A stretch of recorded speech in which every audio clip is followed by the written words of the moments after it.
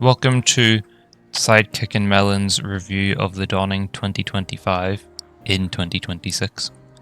I have got a roughly structured bullet point list in my notepad here of different points from the event, and we're going to talk through them, and at the end we're going to give a rating. Where are you? Above the Traveller Ball. Oh, hi. Hi. So the first thing I wanted to start off with is the tower, since that is where we are currently. So the main thing here is how it is decorated. I have noted down that it is fully decorated and it looks good. What is Sidekick's analysis of the decorated tower? I think it's the exact same thing as last year. I agree.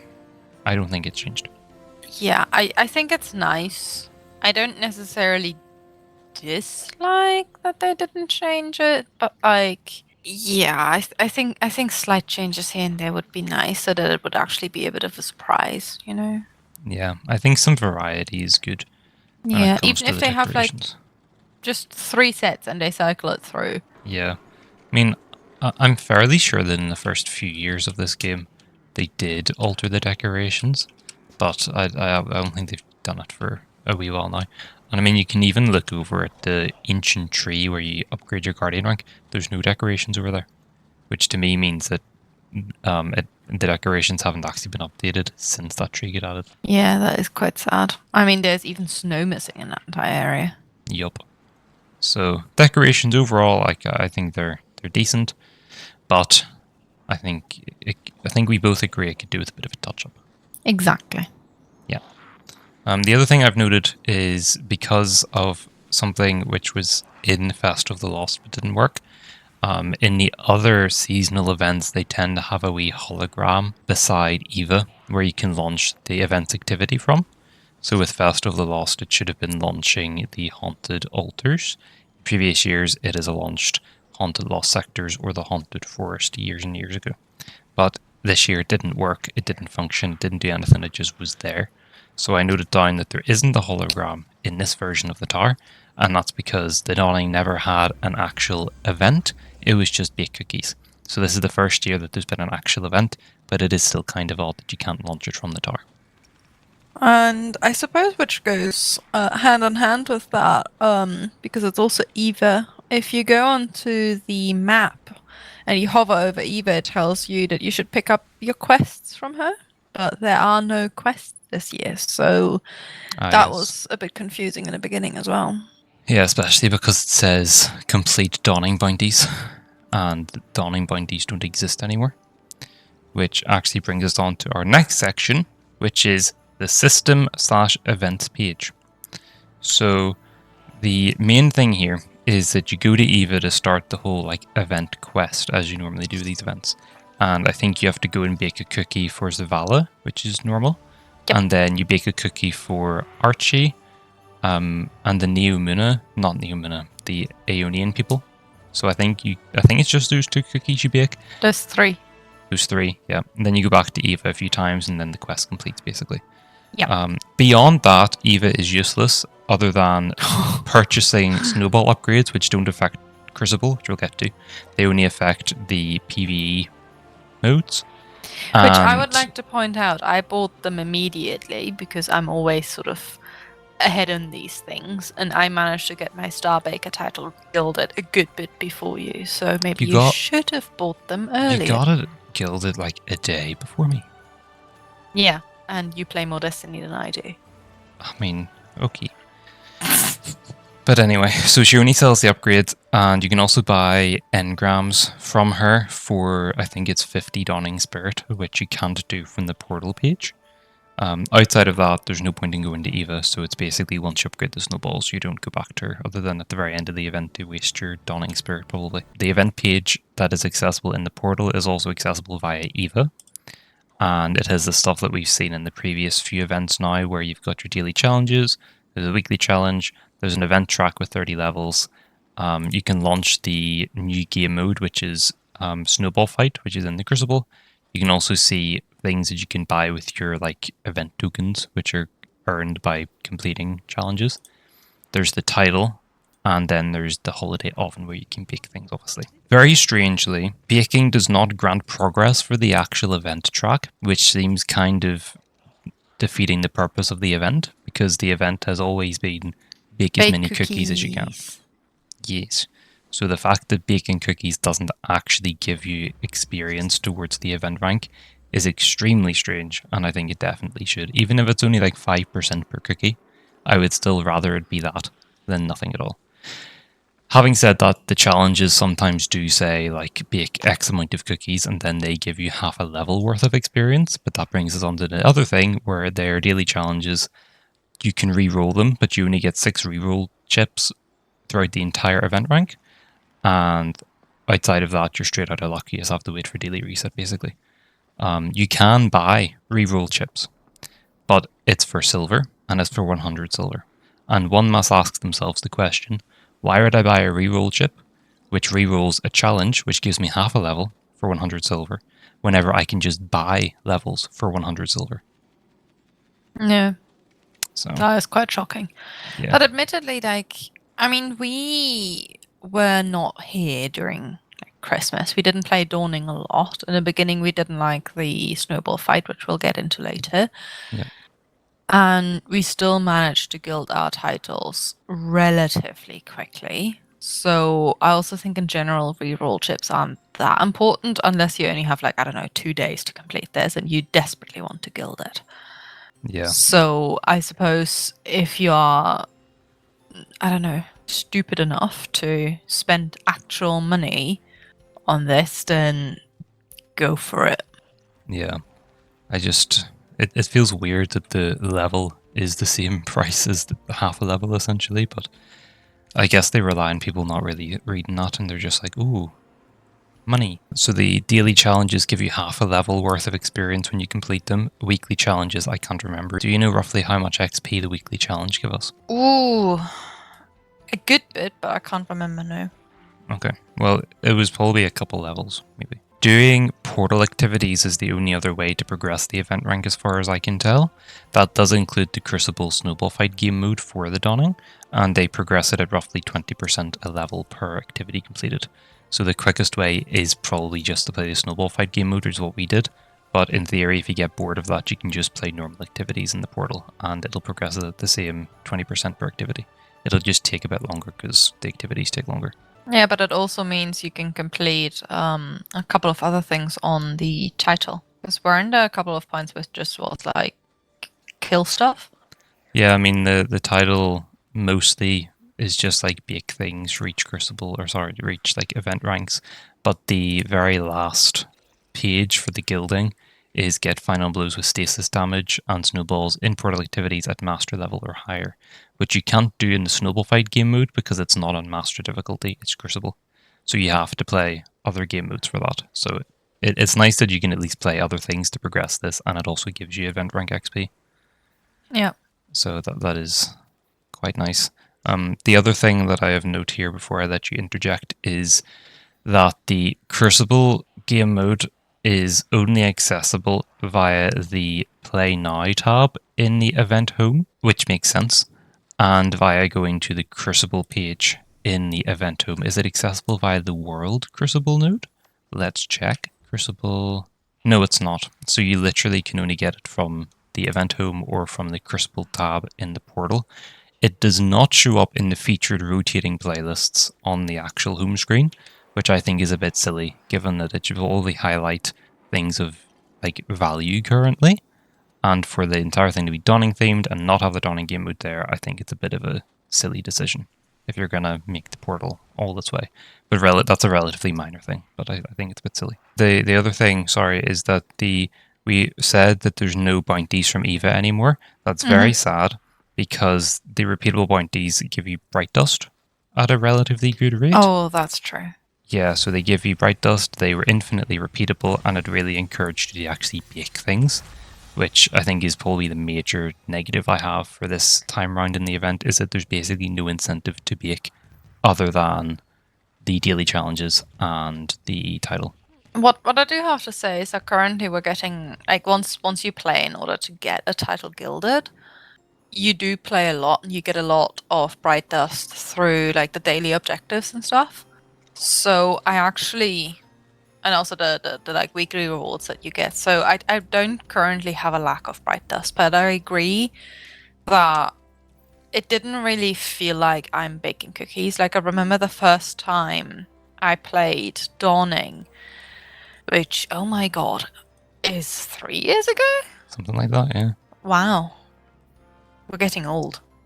But I remember we had to go to like specific locations so I could get certain ingredients so I could finally bake like specific cookies that I needed for those quests. Hmm. And I really missed that because that made it just a bit more interesting. Now, don't blame me. All I did was bake Archie cookies until his circuit probably will shortcut. And just keep on giving him peanut butter paw prints. And that's also what I think I would like to point out specifically is how amazing is it that we were finally able to give Archie cookies. Because I think I mentioned that last year that I was so upset that there were no cookies for Archie. That's very true. I'm also glad that they added 2 new people to give, or like 2 new vendors or whatever to give cookies to, with the Ionian person, Rebecca, is it? And Archie, obviously. Because I don't think there was any last year. Was it not Nimbus? No, last year. Is that already 2 years ago? It was either last year or the year before, but either way, if it was last year, he really should have been, or they should have been the year before that. If it was actually the year that Lightfall came out, then it definitely wasn't last year. Yeah, so Archie and Aeonian person was this year. Then but Archie specifically deserved it. Yes, Nimbus was either last year or the year before. Either way, there's a bit of an issue, regardless of what way it falls there. And before that, it was Finch from the Savathun's Third World. So I think there's been 2 years there throughout the years where there's not been cookies. So we've got 2 this year, which is actually quite good in the grand scheme of things. And especially Archie. Yes, just has to be pointed out. Especially Archie. Attention, contacting Destiny 2 servers. I haven't got that. Well, I just got it. Well, I don't think I... Oh, I have one thing. I just noticed that when I hovered over the different cookies. Because there were no Eva quests where you had to like bake specific cookies and stuff. Oh yeah, the pointies. When I wasn't baking a huge ton of peanut butter paw prints, I was just sort of looking at, when I arrive at a tower, who's closest. And the fact that when you bake cookies for dear old Tess at Everworse, you have to interact with her, give her the cookie, and then it kicks you out again. Then you have to interact with her again, give her the cookie again. It's so much easier when you just when you can just click give cookie, give cookie, give cookie, give cookie, give cookie, give cookie. Then that whole ordeal. And sadly, I figured that out after I made, I think, 30 biscuits for her. Yeah, I'm just going to display it here. So you interact with her, it comes up with this banner. Click yes. It's been fine for me here. Oh, no, it actually glitches out. Odd. I think the servers are struggling. Because it let me do both, but it didn't really progress after I did the first one. That was weird. But yeah, so as you're saying, you would do the first one, it would kick you out, and then you would have to go back in. Yeah. Trying to reconnect. Yeah, I've been getting it now as well. Error code baboon. And I'm kicked. Oh no. Do we want to talk about the Snowball Fight? We've mentioned it a lot. That's the next point on my list. So, this year we got a fancy new Dawning event thingy, which is the Snowball Fight, which you probably definitely have heard of. But it's essentially a crucible mode, just your standard, I don't know what they're called, the capture the flag thingy. I've got the names here. Haha. So it cycles between 3 game modes: Supremacy, which is the one where you pick up the crests after killing people, Clash, which is not picking up the crests, and Control, which is where you've got the 3 flags. Yes. Now, when we first played it, I hated it, but admittedly, I think at that stage, Dawning had been going on for like 2 or 3 days, and we rarely ever play Crucible, and it was just death after death after death after death. It was really frustrating. We had a couple of games like that later on as well, where it just felt like the matchmaking was not fair. But later on, I think especially during the middle part, like I really enjoyed it. Yeah, I think my experience was very similar. I didn't enjoy it very much at the very, very beginning. But then once we got into it, after like a good few games, it was actually rather enjoyable. A few points just to highlight with the game mode. You get unlimited snowballs. You don't have to pick them up like in the PvE activities. You just get given snowballs, which is very nice. Are you still joining? Hi!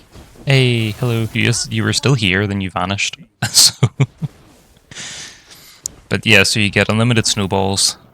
You throw them relatively fast. I was actually rather surprised how fast you can throw them. And it means that because it's 6v6, unless the game can't actually match you with 6v6, it How ends much up is you quite... 6v4 and you're in 4 and you lose? Yeah, or that. There's quite a few scenarios where it just becomes like a snowball barrage from both sides, which is actually great fun. I thoroughly enjoyed it whenever I did that. And you can't see shit, and then you all of a sudden die, or you all of a sudden get like a triple kill. Yep. It's very fun.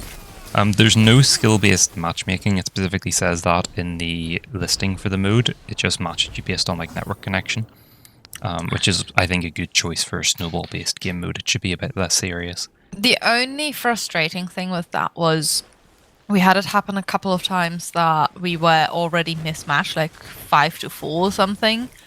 And maybe something just went wrong, but the team that was currently winning, which was not us, then got additional people and was like, so what? We then called it, oh, this is just at least quick death, but sometimes a bit frustrating. I think there should be something that analyzes, okay, if there's like if there are people short and one team is leading by a certain amount of points, that the other team is then the one getting extra people.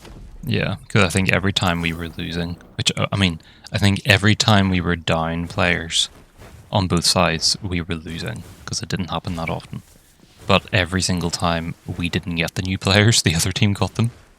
Yep. So it just didn't really make sense. The other points that I have here were just interesting things that we sort of noted whilst playing. So the first thing was that some people had frost armor, so they had more health than everyone else, or they just seemed to like do more damage and stuff like that. And I sort of came to the conclusion that stasis exotics / like the subclass aspects and stuff were active because snowballs classify as stasis weapons. So I think because you were able to like get stasis crystals to spawn and pick them up, you got frost armor and stuff, which I have mixed opinions on. I feel like you shouldn't really have that enabled for this game mode, but on the other hand, I think it's quite funny that that interaction exists. So I think for the interest of the game mode being kind of fair, that shouldn't happen. Granted, I also use stompies for like basically the entire game mode, which lets me jump a lot higher, which also provides an advantage. And you also have the fact that hunters just have an inherent advantage over like warlocks in this game mode, because warlocks just glide, whereas hunters can just go jump jump. I played us both because as a warlock, I got better, but I didn't like it. And at some stage, I swapped to my very immature hunter. And it was so much easier. Mostly also because I feel like people know how hunters will jump. And even if I stopped the floaty bit of it, and it would just go down, that was the only option, just going straight down. And when I swapped to the hunter, like people would never know when I did my double jump. Yeah. And I died significantly less. I also got significantly more kills. So I do think there's some sort of like inherent disadvantage versus like advantage to certain characters. But I do have to say the stasis thing in particular, like I think one of the very last games we played, there was this one guy who essentially was unkillable. Like he got, I think, a super and 3 snowballs straight to the face, and he was still alive. Yeah, it was a Titan specifically. I did check. I think he was using the Lion Rampants, which don't give you a health boost or any sort of interaction with stasis. But the fragments that he was using on the stasis subclass seemed to indicate that he was using the setup of kill somebody who's frozen, pick up a stasis crystal, get frost armor. So it was just extremely difficult to kill the guy once he managed to get a stasis crystal. Yeah. Which I just don't think really has its place in that game mode. The other thing was some people were AFKing in the form of spawning in and just throwing snowballs into the same place repeatedly, so they probably had like a stone on their mouse or something. Probably to advance the event ranks. I don't really think there's a way around this, to be completely honest, but it probably gets a bit more amplified whenever the only reasonable way to actually progress the event is to play the Snowball Fight thing. I think if there was like a bit of tweaking to how much XP you got via different activities, or based on the length of activity, or if like the cookies give you some experience, it might be less of a case. But even given that we only saw like 2 or 3 people do it, so Admittedly, that one guy that I remember who just AFK'd miraculously got a kill in. yeah, And he was killed once, and that was when spawns flipped. I think we either lost very quickly or won really quickly. I'm not entirely sure which one. So spawns only flipped once, and he was obviously then AFKing in the other people's spawn. But someone must have just walked straight into his fire and got yeeted. So that was quite funny. But aside from that, like I think we lost very quickly, and part of that was because of that. Yep, exactly. There was also some like other behavior which is typical in like any sort of multiplayer setting where people die first and they leave. You know, that's just the way it goes. Do you have any other notes about Snowball Fight? It was fun. I like that there's every once in a while those silly things. I mean, I also like when we have the kaboom cannon thingy. I forgot the name. Scorch cannons. Yeah. Yeah. I really hope they bring it back next year. And yeah, maybe as a little idea, it would be funny that for Easter there's a spring event, isn't there? You have an Easter egg version of this. Yeah, that's a good point. I think Easter's usually Guardian games, I think. But yeah, I think they should do more game modes like that, a bit more silly, sort of lighter game modes. Quite fun. The next point is other activities. The only note here is that basically all the other activities in the game have snowballs. Sometimes they have a wee like snowball stash on the ground where you can pick up unlimited snowballs from. But I think they have to be manually inserted into the things, and it usually relies on it having been added years ago. Or if you kill enemies, sometimes they drop snowballs, which you need to rely on for those title challenges. But quite nice. It's been there every year, so just nice to see that's still there. Yep. I don't think I really have anything else. Well, I still have more. What? So you probably have less of an input on this, but there's the weapons. So the three. I don't give a fluff. Yep, so the 3 weapons were a stasis special grenade launcher, an arc primary sidearm, and a void heavy linear fusion rifle. The grenade launcher I really despise. It's a waveframe launcher. It does kind of do damage, but I feel like it's pretty useless, so I wasn't very impressed by it. The sidearm is alright, didn't blow me away. And the linear fusion rifle was actually alright, but still not great. I got sort of the best rolls that I could find on them, which according to Light.dg is alright, but none of them were like, wow, although admittedly I don't use any of these like types of weapons anyway, so maybe I'm just the wrong demographic for this. The next point is the armor, which I don't know if you've actually looked at what the Eververse armor looks like, Sidekick. Nope. But the first one that I have a note on is the Hunter, so if you want to turn around and look at the Hunter set with me and give me your quick thoughts on it. This is it here. Yeah, I've seen people wear that. Yep. I don't personally like when they do animal themed stuff because it just seems so kinky. Yeah, that's true. I like the like aurora effect around the like arms and the knees, but it's not something I would ever use, and I also feel like it should be. It doesn't feel very wintry, I think, is my main takeaway. It does kind of, because it's got the white sort of fur on it and stuff, but I wouldn't look at this and think, yeah, that's the winter armor set. I look at that and be like, that's kind of a funky thing that they used for a collaboration at some stage. Yeah. Would you be able to bring up the Warlock one on your screen? Because I can't look at it. It's yeah, I mean, same idea. It's basically identical. Yeah. It just doesn't have the hood. Which I think it really needs the hood. No, not a fan. Not a fan. Yeah, I can appreciate what they were going for. I think the Aurora effects are pretty funky, but not their best dawning armor set, I think. I could actually afford it with Bright Dust. You really got a lot. Didn't you? That's what I mean. Like, there was no issue with Bright Dust this time around. But I think you got a lot of it from the seasonal hub as well, because I don't think the daily challenges give any bright dust. You can test. Yup. Nope, don't give any. The weekly one did though, so that's something. But once again, it would be nice if I could buy individual items from it and not have to purchase the entire thing. Very true.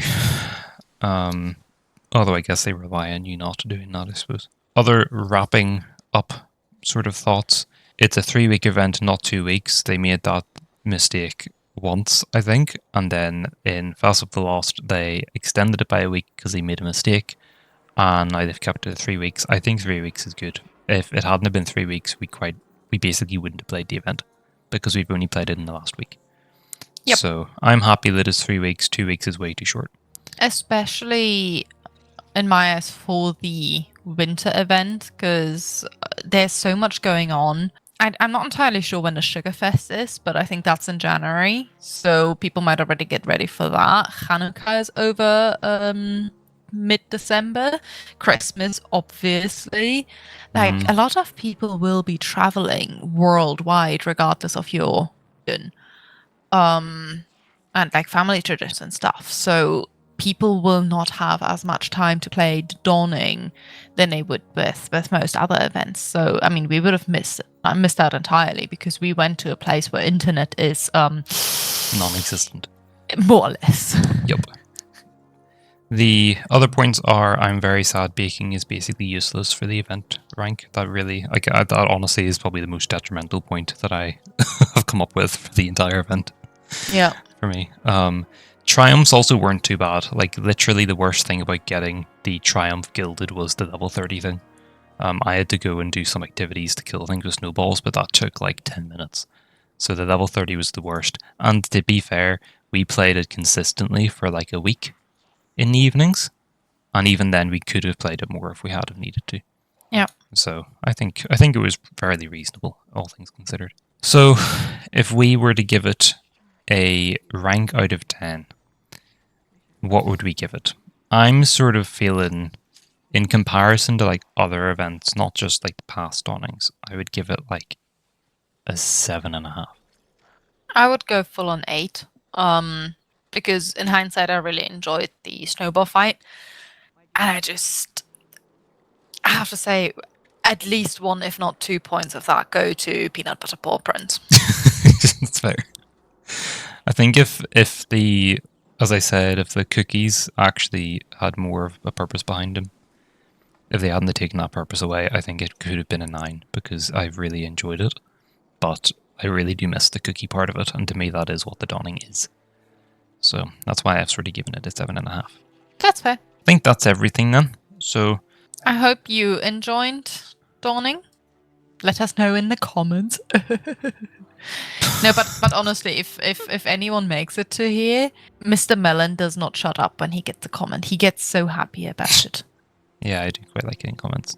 So let us know what you thought of the Dawning in the comments below, and we hope you enjoyed the Dawning, and Happy New Year. Happy New Year indeed. Bye bye. Bye-bye.